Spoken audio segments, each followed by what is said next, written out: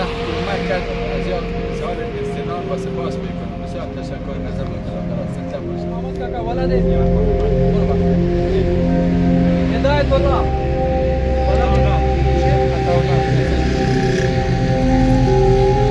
حاجی عبدالرحمن ولده. بسم الله الرحمن الرحیم.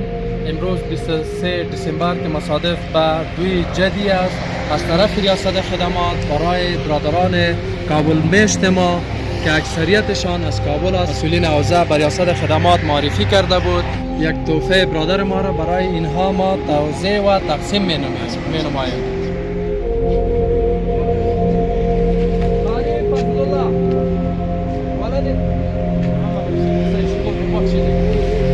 زاهد الله ولد